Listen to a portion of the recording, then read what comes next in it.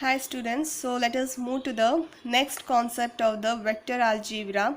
So in this video I'm going to cover some of the concepts, like the first thing is addition of the vectors. So how we are going to add any two vectors. So to add the two vectors we are following two laws. The one is triangular law, another one is the parallelogram law. So we are following these two laws to add any two vectors. Then the difference of vectors, how to find the difference between the two vectors, since the concept or the chapter is on the vector algebra. So the major things what we are learning here is how to add, subtract or multiply the vectors. So these are the concept we are going to deal here. So that's what the difference of the vectors. Then is properties of vector addition. So some of the properties based upon the vector addition, and the multiplication of vector by a scalar. So here we are studying multiplication of a vector by a scalar, not the multiplication of two vectors.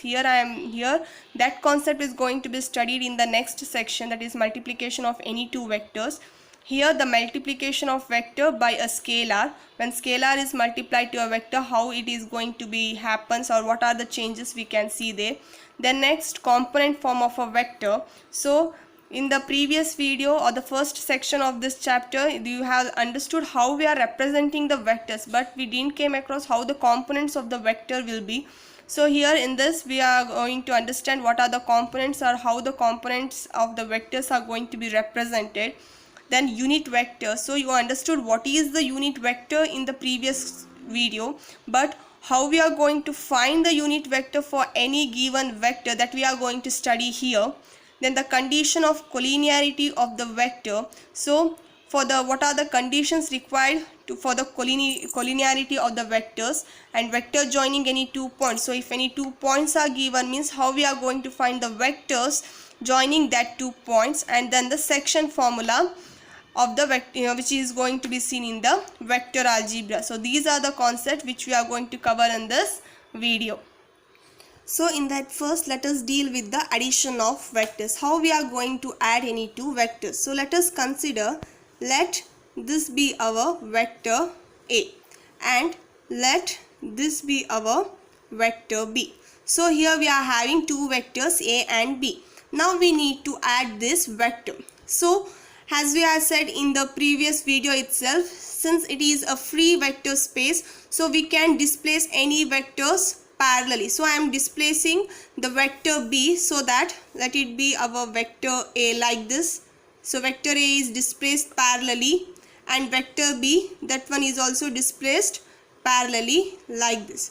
So now the resultant of these two vectors, or sum of these two vectors, is nothing but if these two vectors are represented as any two adjacent sides of a triangle. So vector A and vector B are represented as any two adjacent sides of a triangle in order. You can see here the direction of this vector is in this way, and direction of vector B is in this way. So the order is following in this direction. So if any two vectors are represented as the any two adjacent sides of a triangle in order, then the resultant or the sum of these two vectors is represented as the other side of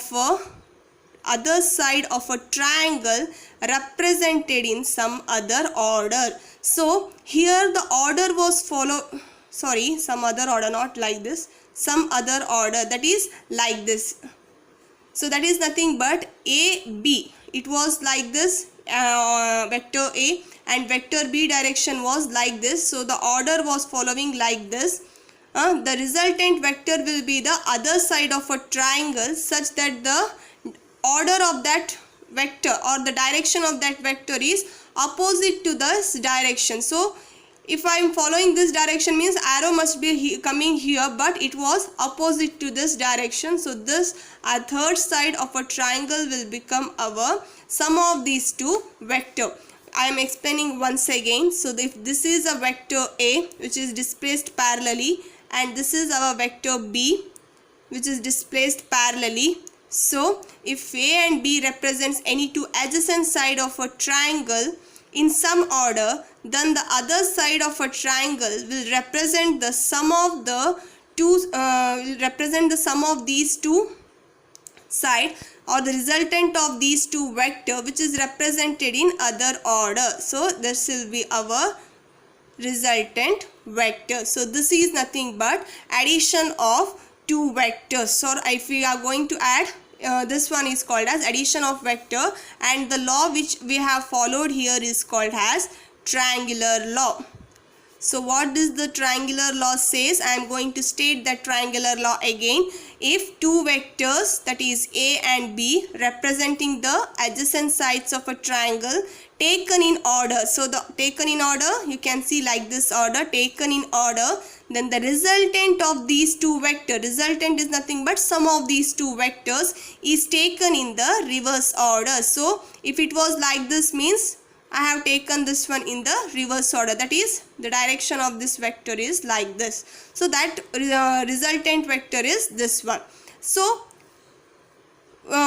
this is what the addition of vector they are going to say. Suppose I'll name this one A, B, C, so that our vector AB is nothing but vector A, and vector BC, it is nothing but our vector B, and vector AC, it is nothing but our vector A plus vector B.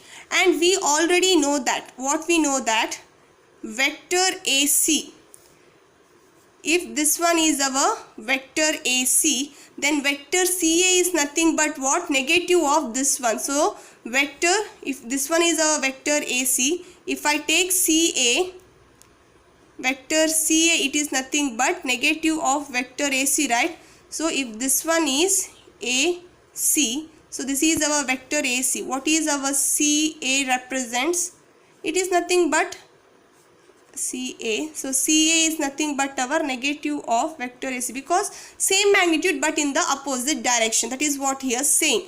Suppose if I consider this one has, this one is A, B, C, where this one is our vector A, this one is our vector B, sorry, and this one is our vector A plus B, which is taken in the same order. If I show like this, which is taken in the same order, what happens? We can see here. So we already know that vector CA is nothing but negative times of vector AC. What we know according to the triangular law, what does it says? Vector AB plus vector BC is equal to what? Vector AC, not CA, vector AC. Okay, and what we know here, vector AC, it is nothing but, we know that vector AC, it is nothing but negative times of vector CA. I am applying here that one, vector AB plus vector BC. What is vector AC? It is nothing but negative, opposite side of that vector CA. So if this one comes to the LHS, what does it happens? Vector AB plus vector BC plus vector CA is equal to 0 vector. So what does this imply? See here, it starts from A to B, B to C, C to A, comes again to the initial point itself. So it is nothing but the initial and the terminal point coincide. So that is nothing but our vector AA, which is equal to 0 vector. So if I take it in the cyclic way, we are going to get a 0 vector, so which is not at all possible. So keep in the mind what we are saying. If I consider any two vectors, that is A and B, and if it is represented as any two adjacent side of a triangle, then the other side of a triangle represents the resultant of the two vectors taken in some other order. That is what triangular law is saying. So with the triangular law itself, we can understand the difference of any two vectors. So as I considered, this is our vector A and this was our vector B. So how we are going to find the sum of the two vectors? That is nothing but I am displacing vector A parallelly like this and vector B parallelly like this. Okay, then the sum of these two vectors is the third side of a triangle, where the direction of that vector is taken in the other order. Then this third side becomes our sum of these two sides. So this was our vector B. How we are taking the negative of a vector? So negative of any vector B means nothing but the same vector with the same magnitude, but it is taken in what? Opposite direction. Magnitude is same, but it is taken in the opposite direction. This becomes our vector B. Now I am displacing parallelly this vector B. So displacing it parallelly, where it becomes here. So this is nothing but what? Our vector B. Now leave this part, consider only this one. So this is our vector A, this is our minus vector B. So if these two represents any two adjacent sides of a triangle means, then the third side becomes what? The resultant of these two vectors. So that is nothing but vector A plus minus of vector B, because this was minus B, right? And the direction of this will be the some other order. It was like this, so order of this resultant side will be in the other side, other order. So what does this implies? This is nothing but vector A minus vector B. So we got the difference of these two vectors. Suppose if I needed vector B minus vector A, means what I am going to take? First I am going to take the negative of this vector. So negative of this vector is what? That is nothing but this one. This one is the negative of our vector A. So how I am going to replace that one here? So I am parallelly displacing negative of vector A here. This is negative of vector A, and after that one, what? B I am taking here.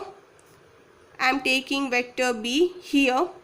So if these two represents the adjacent sides of a triangle means, then the third side represents our resultant. So the resultant side, the direction of that triangle, that side will be in this direction. So this is nothing but what? Our vector B plus vector A. So this is nothing but what?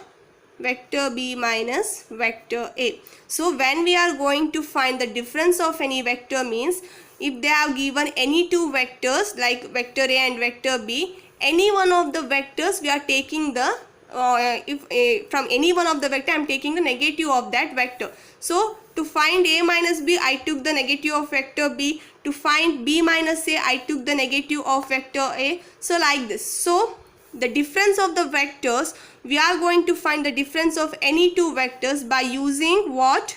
By using triangular law itself. By using the triangular law of vector addition, by using this law itself, we are going to find the difference of any two vectors. So this triangular law, which I stated already, that law itself will be holding to find the sum of any two vectors as well as difference of any two vectors. So there is another law to find the sum of two vectors. So that law is nothing but what? Our parallelogram law. Parallelogram law of vector addition. So what does the parallelogram law is stating? If I consider any two vectors like vector A and vector B. So vector and vector B are I have considered here. If this two vector represents any two adjacent sides of a parallelogram, how will be our parallelogram? Obviously it will be in like this manner, right? So neglect this one. So this will be like this. So I am displacing vector A parallelly to one of the side. So this is nothing but vector A, and displacing vector B parallelly like this. This will become our vector B. So if any two vectors, if any two given vectors represents the any two adjacent sides of a parallelogram means, then the resultant of this two vector will become the diagonal. The resultant of this two vector will be what?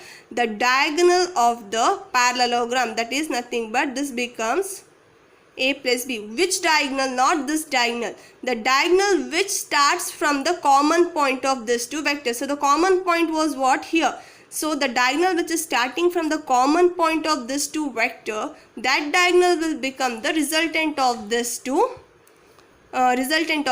vector. So this will be parallelogram, right? So the diagonal of the parallelogram will represents the what resultant of this two vector. Even this parallelogram law is equivalent to our triangular law. How we can say? You can look here. So it is a parallelogram, right? So opposite sides are equal and parallel. So if this one is vector B, means obviously what about this side of a parallelogram? This will be also our vector B. Now you neglect this part.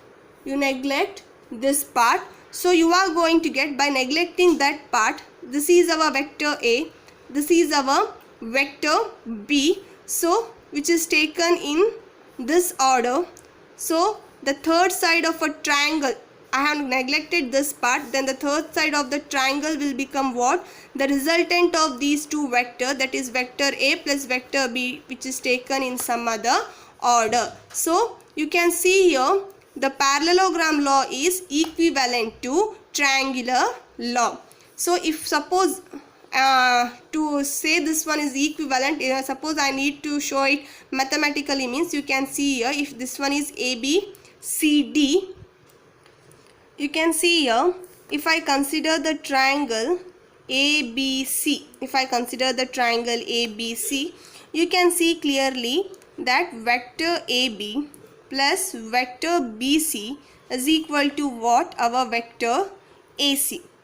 Okay, since it is our ABCD, it is a parallelogram. Since this is our parallelogram, what does it happens? Our vector AC, not AC. So our vector BC is equal to what? Our vector AD. So what happens? Vector BC is equal to vector AB. In this equation, if I replace vector AB, instead of BC I am writing it as vector AD, which is equal to vector AC. So vector AB plus vector AD is equal to vector AC. So this is nothing but our triangular law, and this is nothing but our parallelogram law. So by looking into this mathematically, I can say that triangular law and parallelogram law are equivalent. So this is how we are going to understand the vector addition using a parallelogram law as well as the triangular law. So this is regarding the triangular law and parallelogram law. So suppose if you didn't get what triangular law or parallelogram is saying, means just rewind the video and understand it, and then go to the next concept of this video. So the next concept of this one is nothing but the properties of vector addition. So the first property what it is saying is nothing but our commutative property.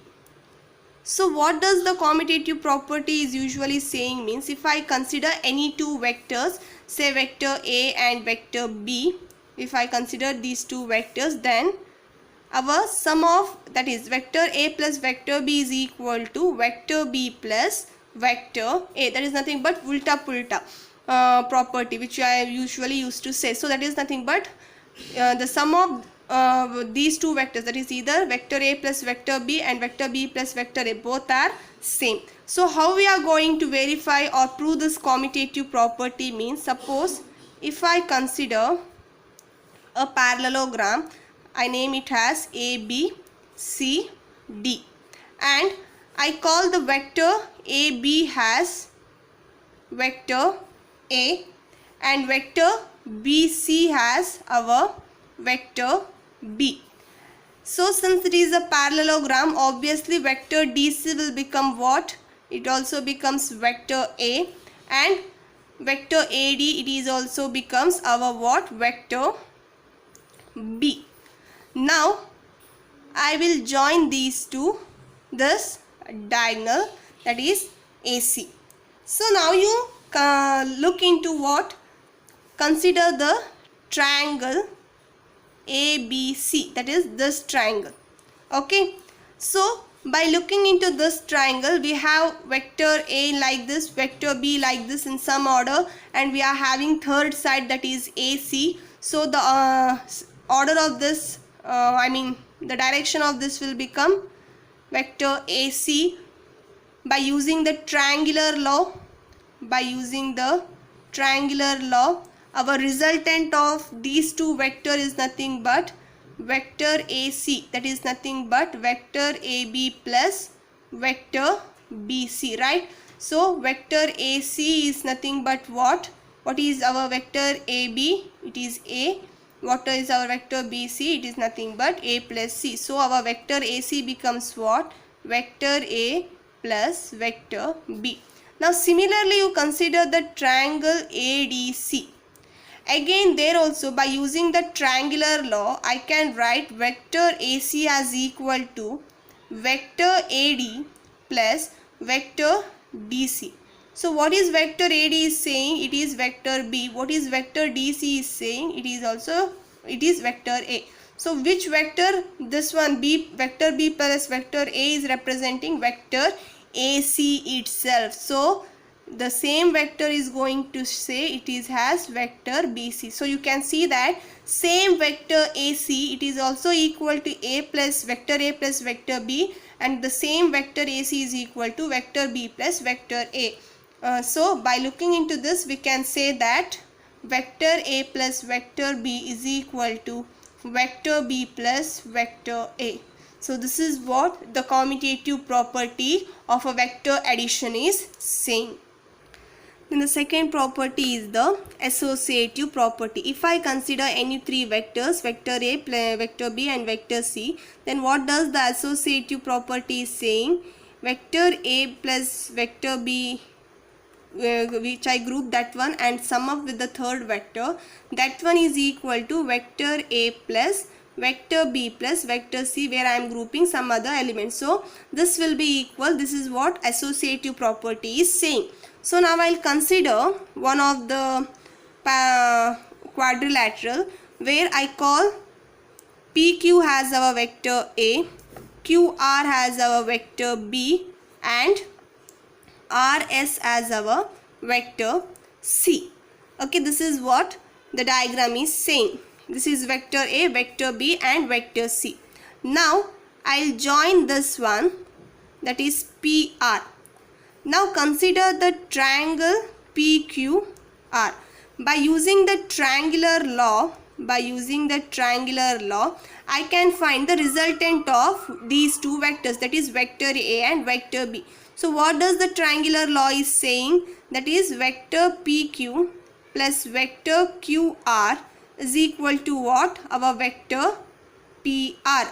So this will be in the opposite direction. So PR will be like this. So what is our PQ? It was our vector A. What was our QR? It was our vector B. This is equal to PR. So I got the resultant of this two vector as PR, that is nothing but vector A plus vector B. Now I consider the triangle PRS. This is PRS. So again here also by using the triangular law, I'll consider, see here, that is PR vector plus RS vector is equal to what? The third side of the triangle. So the third side of the triangle, it will be taken in this direction, that will be equal to PS vector. So what is PR? It is nothing but our vector A plus vector B. What was our RS vector? It is our C vector. So our PS vector, what happens? It is nothing but vector A plus vector B plus vector C. So by looking into this figure, by naming vector PQ, QR and RS as vector A, B, C respectively, I got the fourth side of a quadrilateral as that is PS vector as vector A plus B plus vector C. So this is how we got the fourth side of a quadrilateral as sum of these three vectors. So I consider again the same quadrilateral where PQ is represented as vector A, QR is represented as vector B and RS is represented as vector C. Again I need to find the resultant of these three vectors by that is the fourth side of a quadrilateral. So here I will join the side QS. Okay, so now consider the triangle QRS. So here also by using the triangular law, what happens? Vector QR plus vector RS is equal to what? QR plus RS is equal to QS. Yes, it will be QS. So QS, so the direction will be like this. So what is our QR? It is our vector B. What is our RS? It is our vector C. So I got the QS vector as vector B plus C. So this is nothing but vector B plus vector C. Now I consider the triangle PQS. So in the triangle PQS, again by using the triangular law, now I am using again the triangular law. So by using triangular law, what it happens? Vector PQ plus vector QS is equal to what? PQ QS. So direction of this third side will be like this, which is equal to vector PS. What is our PQ vector? It is our vector A. Plus what is our QS vector? That is nothing but vector B plus vector C, which is equal to PS vector. So what I got, this was fourth side of a quadrilateral as vector A plus vector B plus vector C. Now you can see here the same, for the same picture or the same quadrilateral, the fourth side PS vector is got as A plus vector B plus vector C in the first figure, and in the second figure I got it as vector A plus vector B plus vector C. So by comparing these two, I can say that vector A plus vector B plus vector C is equal to vector A plus vector B plus vector C. So this is how the associative property in the vector addition is going to be satisfied. So even the associativity property will also enable us to write the sum of the three vectors without the bracket also. Since these two are equals, I can write that any three vectors like this also. So the associativity property will enable us to write the sum of three vectors without brackets also. So this is one of the remark which I needed to be mentioned. Next is additive identity. So what is this additive identity is saying? So if I consider any vector and if I add certain vector to this vector, so that the resultant of that two vector will give me again the same given vector. So what is that quantity I am adding so that the sum of that two vector will give me the same vector? It is nothing but our zero vector. So by adding a zero vector to a given vector, I am going to get the same vector. So then the zero vector is called as additive identity. This is called as additive identity, and this is nothing but the additive identity property of a vector addition. So similarly we can have additive inverse also.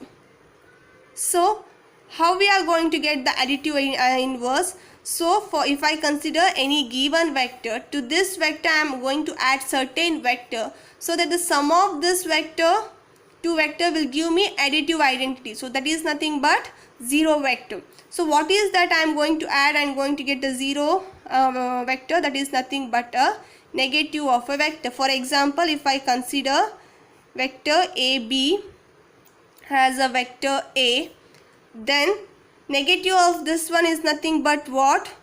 The same AB in this direction, which is nothing but the negative of a vector. So if to this vector, if I add this vector, where does it will be going to end? So A, vector A, negative of vector A is nothing but minus vector A is nothing but from B to A again here. So initial and terminal point coincides. When initial and terminal point coincide means it is nothing but our zero vector. So this is nothing but additive inverse. That is, negative of a given vector will become the additive inverse of a given vector. So these are some of the properties, that is commutative property, associativity property, additive identity and additive inverse. So the next concept is multiplication of vector by a scalar. Suppose if I consider a vector A and let lambda be any scalar. Okay. Now if I multiply a vector by a scalar, how it will be happen? That is lambda A vector. So this is nothing but multiplication or multiplying a vector by a scalar, which is because lambda is a scalar that is multiplied to a vector A. How we are going to represent this one geometrically means you can see here. Suppose if I consider, let it be our with 2 units, I am considering it one has a vector A. Okay, then now I need to represent half of the vector A, where this half is nothing but our scalar.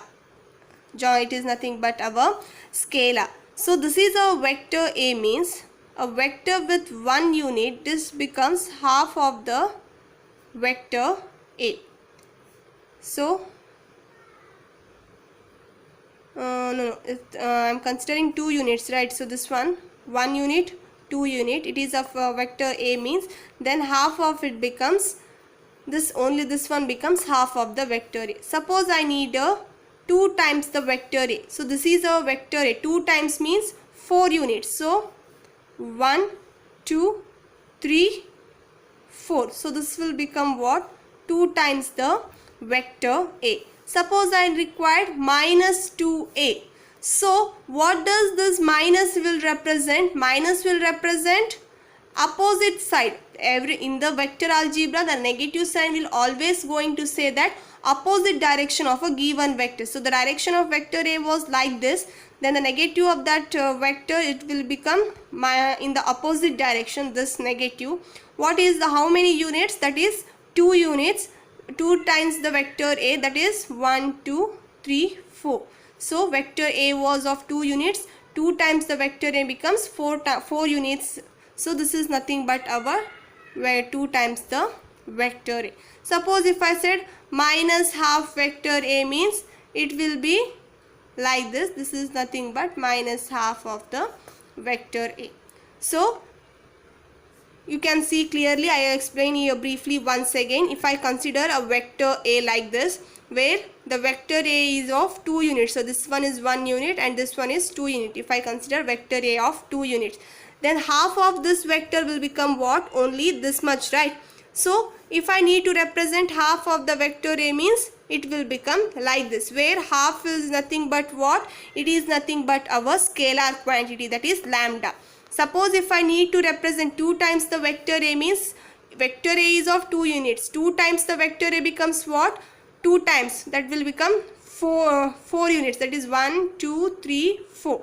That is nothing but 2 times the vector A. Suppose I required minus 2A, where minus 2 is nothing but our scalar quantity, where this minus will represent what? Opposite side of the given vector direction. So it will be in the opposite direction. Then 2A, that will be nothing but 4 units, because I considered vector A is of 2 units. Similarly for minus half of the vector A. This is a geometrical representation. Then how will be the magnitude of this multiplication of a vector? That is nothing but magnitude of lambda A vector. So magnitude is nothing but we are taking the modulus of this one. So magnitude of the vector by a scalar, magnitude of this vector will be equal to lambda times the magnitude of a given vector. So magnitude of this vector will be equal to lambda times the magnitude of the given vector. So remember this one. So this is one of the property which we are studying under the multiplication of a vector by a scalar. Another thing you can note it down. If vector is in this direction, if vector is in this direction, means then lambda A vector will represent the same direction if lambda is positive. lambda A will represent the same direction if lambda is positive, and lambda A will represent the opposite direction if lambda is negative. Okay, so that is what we are saying here. This is another property or the important thing which we need to note down when we are multiplying a scalar to a given vector. Suppose if we multiply positive scalar to a given vector, means that the direction of a given vector and the lambda A vector will be the same. Suppose if I am multiplying a negative scalar to a given vector, means then the direction of a given vector and the direction of a lambda A vector will be in the opposite direction. As I said earlier, magnitude of vector A, it is nothing but one number, which is nothing but some number which we are going to get after calculating the magnitude. So in the previous sector I said how we are calculating the magnitude. It is nothing but square root of x square plus y square plus z square. This is how we are calculating the magnitude. You know, also by looking here you can say that the magnitude of any vector means it will be nothing but some lambda or some number, say x. Suppose if I consider that scalar, that is lambda, is equal to 1 by modulus or the magnitude of the vector A, that is 1 by the magnitude of a given vector, where that vector A, it should not be a null vector. Null vector means what? It should not be, our vector A, it should not be equal to 0 vector, because if it becomes 0 vector means then the magnitude of that vector will become what? Zeros. Then 1 by 0, it is not defined. So this is the condition, that is what? The vector A, it should not be equal to the null vector. Suppose if I consider that scalar lambda is equal to 1 by magnitude of a given vector A, then what happens to our magnitude of lambda A times the vector? We know that by this property we know that magnitude of lambda A vector is nothing but lambda times the magnitude of the given vector. So what is the value of magnitude of lambda? It is nothing but lambda itself into magnitude of vector A. So what does this lambda is going to say? I consider lambda as equal to 1 by magnitude of vector A into magnitude of vector A. This one get cancels, which will be equal to 1. So magnitude of lambda times vector A is equal to 1, which is nothing but our unit quantity. So lambda A becomes what? When the magnitude of lambda A vector is 1, means what about this vector? Lambda A vector is nothing but our unit vector. So here how we are going to find the unit vector? How we are going to find the unit vector for a given vector means unit vector, it is going to be represented by A cap, that is A cap is equal to vector A divided by magnitude of a given vector. This is an important formula to find a unit vector. This is an important formula to find the unit vector. For example, if I consider a vector A which is equal to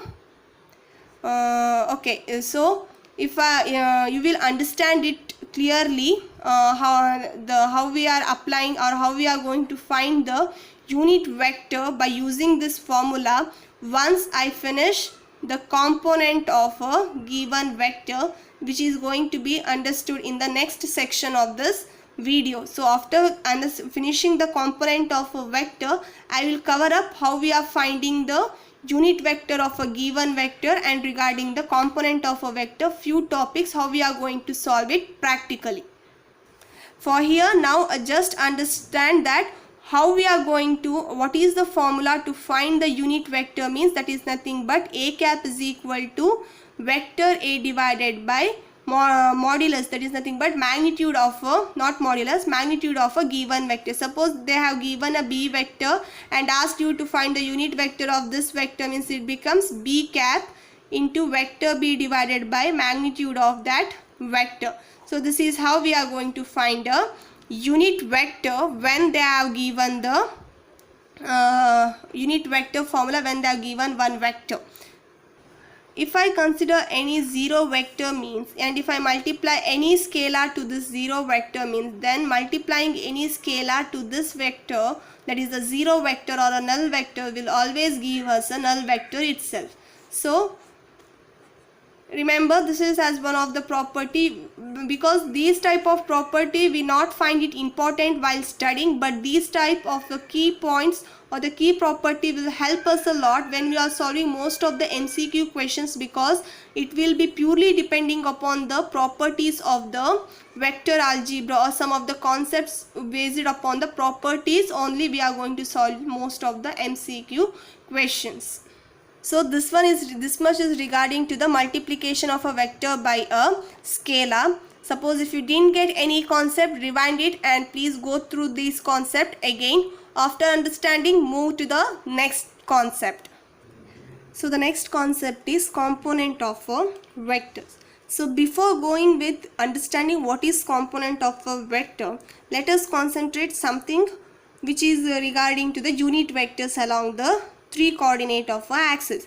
Suppose if I consider x, y, z, the three axes, then where each axis, and this is our origin O, and if this axis, if x axis, it is of 4 units, that is 1, 2, 3, 4, this is of 4 units, and here also if y axis, this one is also 1, 2, 3, 4, 5, oh, okay, this is one is of 5 units, and z axis 1, 2, 3, 4, this one is also of 4 units, means from origin towards the 1 unit, this is 1 unit, right, 1 unit along the x-axis, this one we are calling it as a unit vector because it is of 1 unit and along the x-axis direction, and we represented it by I cap. Similarly, from origin towards the 1 unit along the y-axis, we represented it by j cap. And similarly, 1 unit from the origin towards the z-axis, we represented it by k cap. So I cap, j cap, k cap are the unit vectors along the x-axis, y-axis and z-axis respectively, because the magnitude from 0 to this point is 1, from from origin to this point is also 1, and from origin to this point is also 1. Suppose if I label this point as A, so that the coordinate of this is nothing but 1, 0, 0, and this point as B with the coordinate 0, 1, 0, and this point has C, that is 0, 0, 1, because the unit is 1 along the x, unit is 1 along the y, unit is 1 along the z axis. So I cap, j cap, k cap are the unit vectors of x axis, y axis and z axis respectively. So this is what about the unit vectors along the three axes.